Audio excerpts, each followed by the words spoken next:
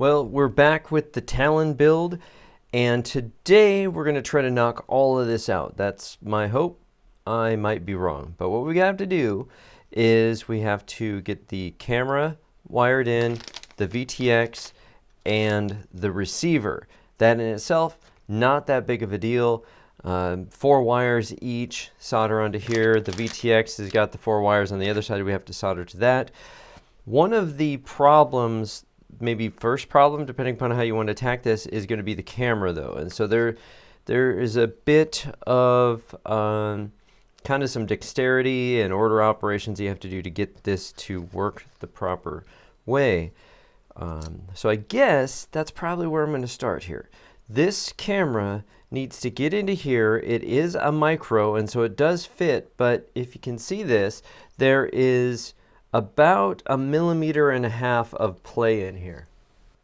And if you can see that right there, you can tell that, well, I mean, for the most part, we're going to have to shim this. You could tighten it up so tight that it squeezes it in here, but I don't think you're going to get much of a grip like that. So we're going to have to use some shims. And thankfully, we do have some washers in our little kit of parts, but the problem here is that the washers themselves are just a little bit too thick. So ultimately, I'll just tell you this, it works absolutely fine. Maybe even good. That's the optimistic way to look at it. But what will happen is, imagine we have maybe half to maybe close to 1 millimeter of excess pushing this thing apart. And so when you go to push this down in here, you're going to have to flex these together to pinch in to get within the aluminum mounts that they have on the frame here. So that's not a big deal. Not a big deal. I already have done this. It works just fine. Now, with those hard washers that are in here, when you mount the camera stays pretty good and rigid. As another way around this, if you didn't like that, you could make your own washer. You could even do the little trick that I did before with the silicone, and I've tested this out before as well, and it works okay. Maybe even good. It makes the camera a little bit looser in here, but you have the grip of the silicone, and possibly even maybe there could be some dampening, a bit of a dampening effect there from vibration.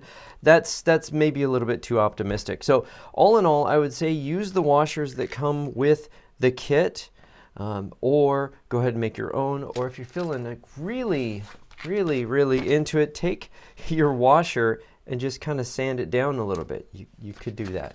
Okay. What I said in the last video, if you have a 3D printer, then yeah, 3D print yourself your exact spacer. So that's the first thing. Let's attack that, because that is kind of a mechanical deal, and probably good to just get that out of the way.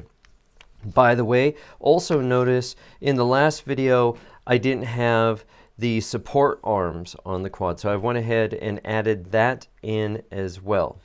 All right then, so let's move this out of the way for the moment, and we'll get this camera in here. And I might, let me go ahead and get this set up, because there's a few things, again, I want to reach and grab, and I want you to see how I'm doing this.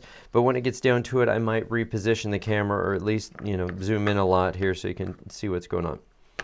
So first off, if you're looking at the frame this direction, you see this is the top, this here is the front. Make sure, because this is a pretty big pain in the ass, you want to make sure that this is in the front, right side up, not upside down. So right side up is the connector on the top, and you can see the words right side up if you were to look at it this direction. Also, the camera pivots up like this, you see. It could be really easy in the course of trying to work this out and get this all in here and go, yeah, I finally got it. And then right here, the way that it positions in here, you can get it mounted like this, and now I can't twist it up. So make sure this is oriented the right way. Next, to make this a bit easier, what I am going to do is going to take this out of the way and loosen these fasteners up. You could have done this right from the beginning with just the plates without the purple in here. That might have been okay, but I'm just going to open this up a little bit. Actually, you know what? That wouldn't be such a good idea, because there's two parts of this. See here, I'm going to put this in here, but I got to get that washer on the inside, not on the outside. It's got to be on the inside, and I got to hold the screw here and the camera here, and oh my gosh, and it's going to start falling all over the place. The first half, we're going to do a little trick to get it in place, and that's going to be okay. But then the second half of it, we're going to use the tension of this right here, the fact that we'll have it squeezed down on it just a little bit to hold that washer in place, and we're going to kind of tuck it in there, and it will hold it so I can move around, and then I can align it up here, if that makes sense right now. You're going to see this in a second. So I'm going to put this, actually I'm not going to do anything with that. I'm going to dump out my bag of parts. Save this, we're going to need that. So this is what they classically call the joystick, and we would use this for getting in and controlling the camera, brightness, tint, hue, whatever, maybe flipping the screen around, something like that. And also it has a little bit of an on-screen display, which even if you don't like the tint and the hue, we want to use something like this to get into it, to get rid of the on-screen menu coming from the camera so we can use our on-screen display, or just use our on-screen display coming from the flight control board. We will have both, and so the problem is you'll see Fox Ear right over the top of the words of the, whatever you've got set up on your on-screen display coming from Betaflight, so we'll clear that out.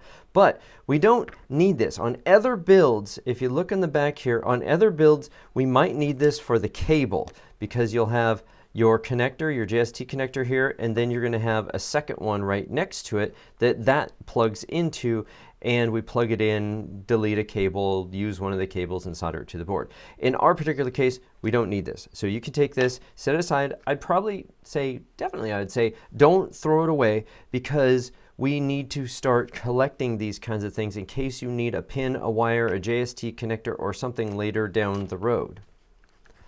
What we will use, we'll talk about this later when we get to the wiring, is the OSD pin off of this connector, and that's in one of these. So we'll take this, we're going to use the first four, VCC, ground, vid, OSD, and we're going to pull out the pin for VSense, because that's voltage sense, and we have that again on the flight control board, so we don't need that. That would be the voltage sensing cable if you had a battery plugged into, let's say, the camera, and you could sense that. Okay, I keep reaching up here because typically we connect the battery to the VTX, and then the power from the VTX would power the camera if we didn't have a flight control board. All right, too much talk about that. We'll get to that later. So what you want to do is you want to find the ones, there's some in here that, they've got Phillips head screws.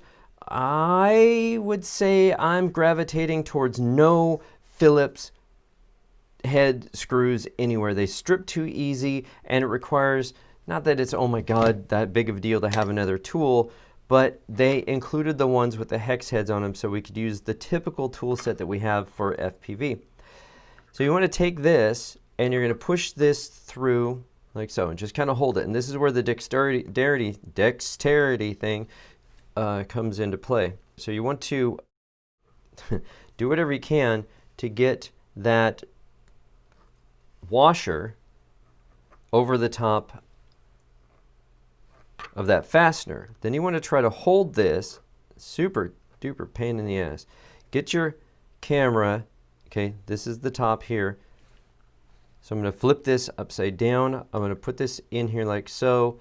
And if I can just sort of weasel it in there to push the fastener back a little bit, now I have to get in here and try to find that hole that it goes in. And so, I mean, I figure what, if you just move it around a whole bunch, you'll eventually find it.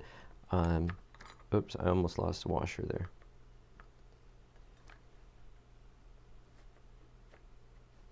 Okay, so that went better than other times there. Okay, so that one's stuck in place, and I could tighten it down a little bit if you like. It doesn't really matter. Look on the other side. Notice that the hole is aligned up in case you had it crooked or something like that. Now this is what I was talking about here. This little bit of a flex. Have this here probably, I think it's just going to be that way. If you don't loosen this up, it should be tight enough that now I can take this.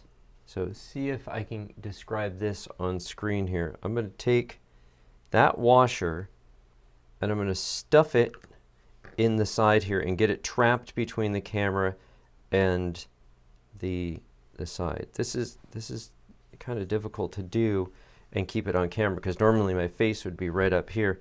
So can you see that? Can you see what I'm doing there? I've got that washer trapped on the corner edge of the camera there. Then I take something thin like this. I've got a flat metal scale around here, whatever you want, but just take this and start to shove it back to where the hole would be. And once you get it kind of close, so I'm looking down here and I'm just shoving it back there. I look through here and try to see if I'm lined up with the hole.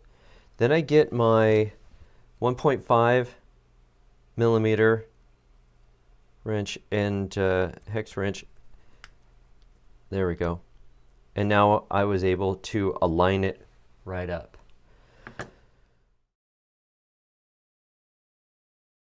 Then after you manage to get that trapped in here, then again, check to make sure your camera is the right way it's supposed to be going. Then tighten it, leave it, let's call that about a 30-degree angle right there. And give it a fairly good, snug grip on it. Look at how much thread you had sticking out with the washer on there. I don't think, you got more than one or two, well, maybe a couple threads on it, so don't tighten the crap out of it.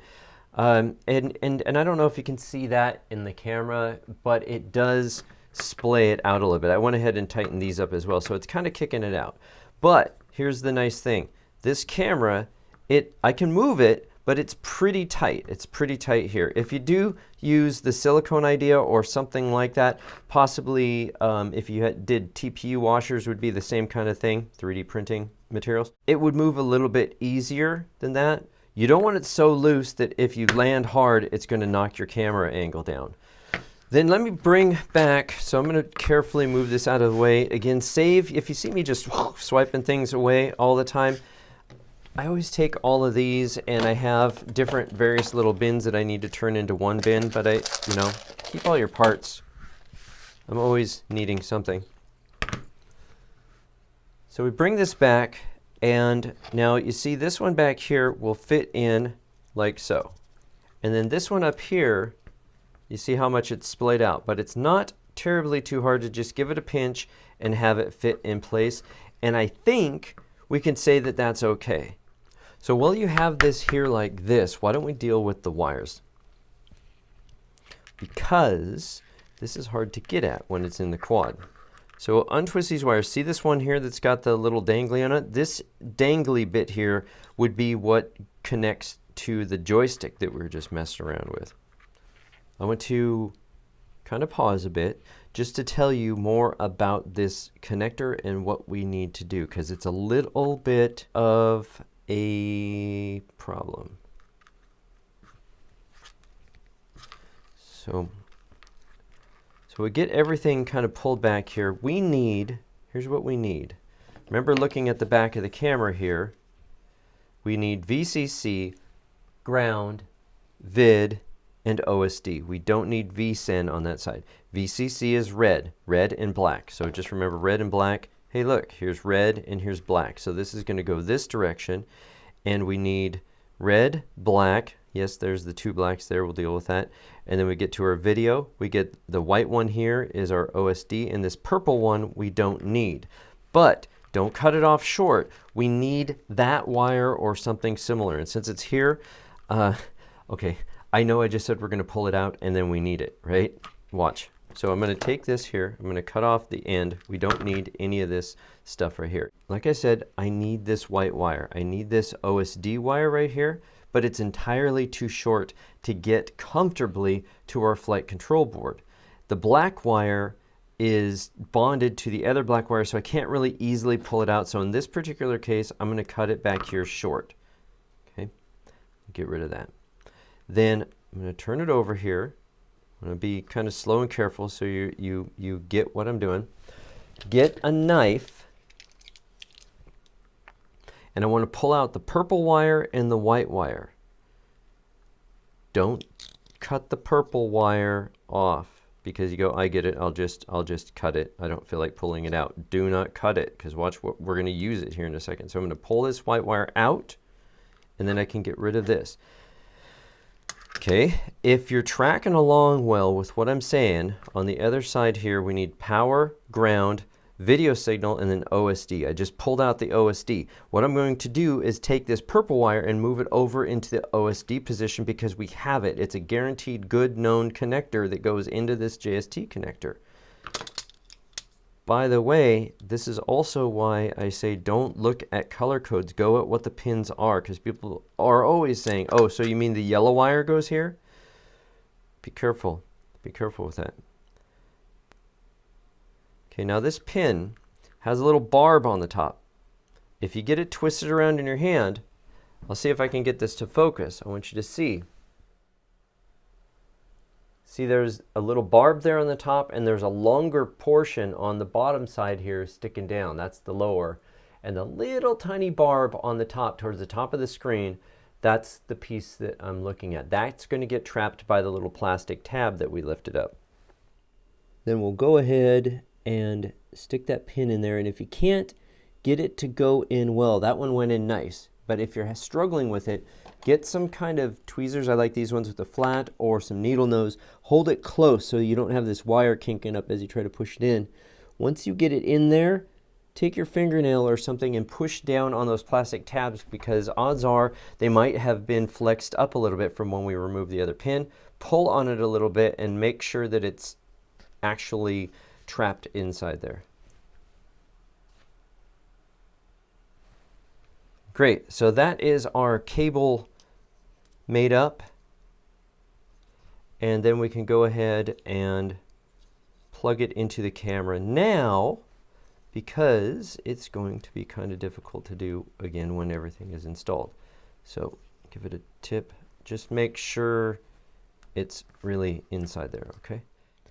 Then looking back at the whole vehicle here, what we're going to do now is we're going to tin the camera pads. So right here are the pads that we need. Here is our power, our ground, and our camera control and camera signal, the video actually coming out of the camera. That's going to go in here.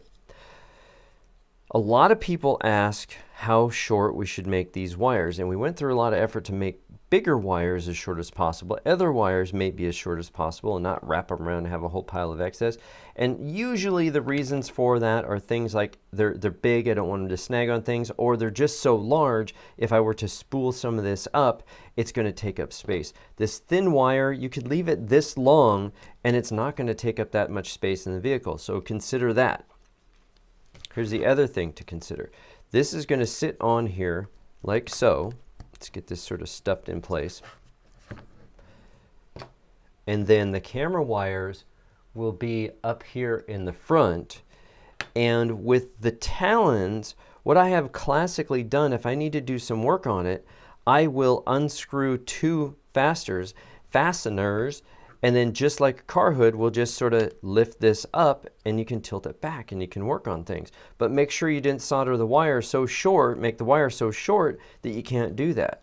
You might also choose to lift it up this direction, which actually seems like probably would be the better way in this case. So make your wires be long enough to accommodate that kind of situation. You can always twist them up, wind them up, zip tie them to something or other on the inside. We're going to have all four of our wires from each of the three components that we're putting in here are all about this same size. It's about a 30 gauge wire. So, you know, you can manage them all together if you like, or, you know, however you want. So I think I will go ahead and pretty much going to leave them, I guess, as long as they need to be. I might take off like 15 millimeters right here. So clip that down a little bit and then strip and tin the pads.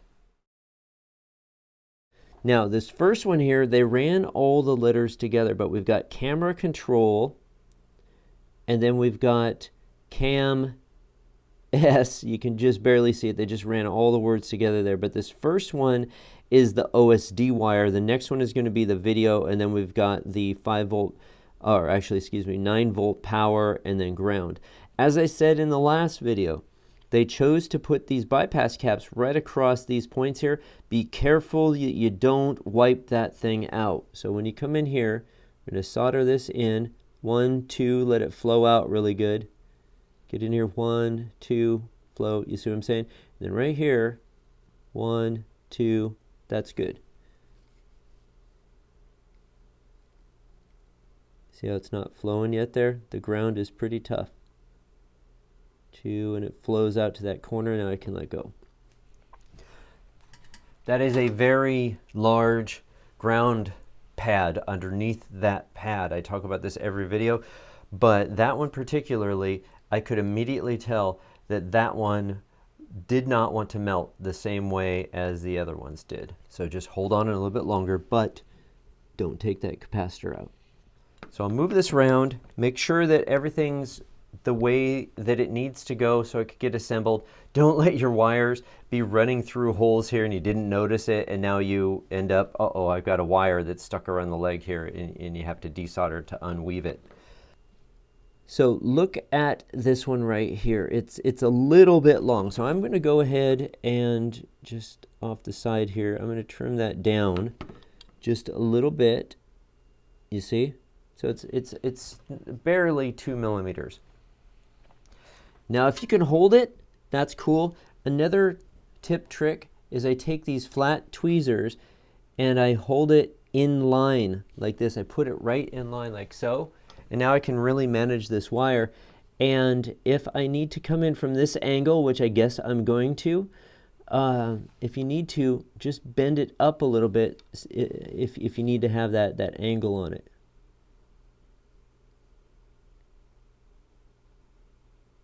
Oops.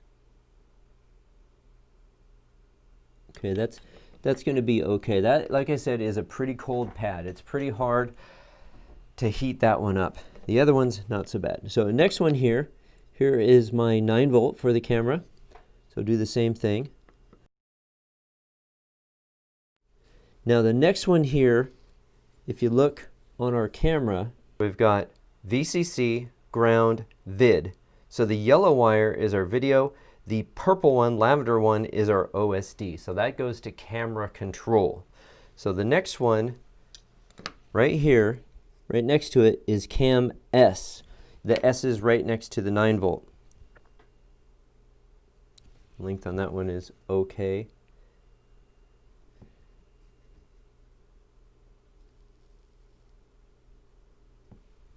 Hold it still. So that one's okay. It's a little bit long, but there's no components around up here, so we'll go ahead and let that slide. That's what you want to do. So that is our camera soldered in place.